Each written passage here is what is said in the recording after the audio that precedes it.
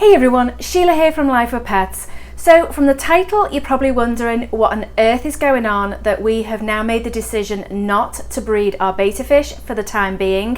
So let me get into what is going on and why we've made that decision. So as you can see, some of the fish have been moved around.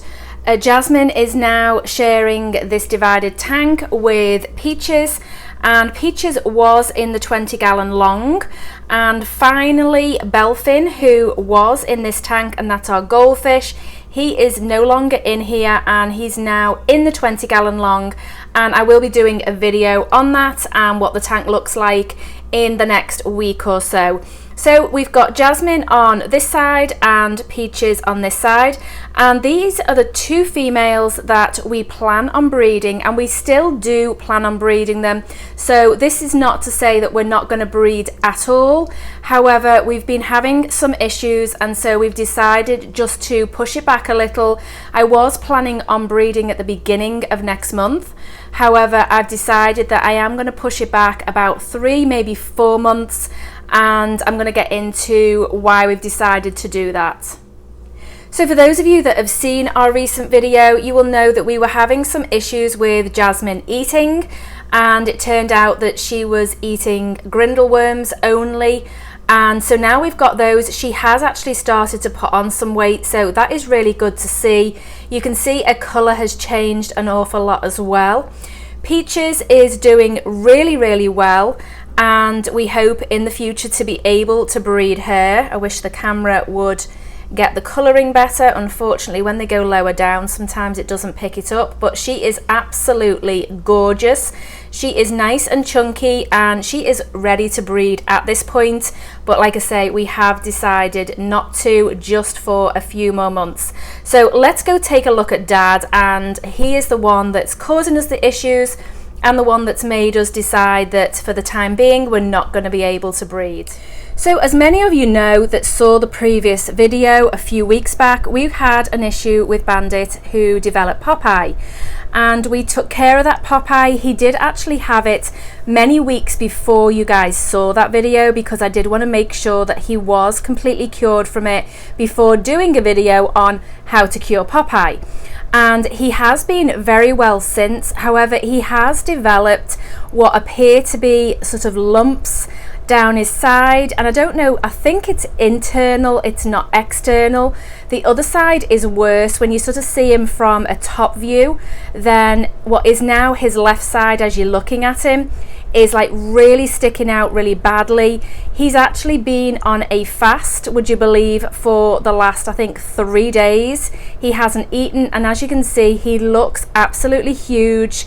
So he obviously has some issues going on.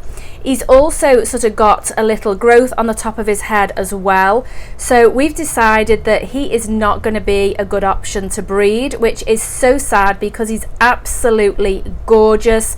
But we've just decided that we don't want to breed a fish again that may have some issues. We have tried all sorts of different medications with him. He doesn't have dropsy, there are no raised scales. He's been like this now for approximately a week. He is very active, he does want to eat, he swims around a lot, but for whatever reason he is extremely bloated. You can see there, he is just huge. I've tried getting him to flare with a mirror to see if maybe there's a blockage, but that doesn't seem to make any difference either. He flares a great deal if you put a mirror in front of him. So I really am not sure what is going on with him. If anyone's got any ideas, please leave them in the comments box below. If this is anything that you've dealt with or just suggestions that you've got, then please go ahead and you know, give me some advice. I have asked a few different people and nobody seems to really know what has sort of been going on with him. I have done broad spectrum treatment to see whether it was maybe parasites or something like that, but that has not made any difference. I've tried aquarium salt and different types of things like that, and none of that has made any difference either. So it's very bizarre to me that in himself, as far as activity and the way he behaves, he's behaving perfectly normal.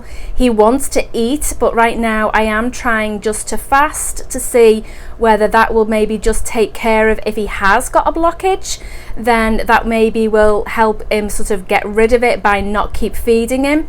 But obviously I can't do that indefinitely, but I am going to do it for just a few more days and see if that can make any changes. But it does look like he does seem to maybe have a growth going on inside, but that's very difficult to tell obviously from an outward view.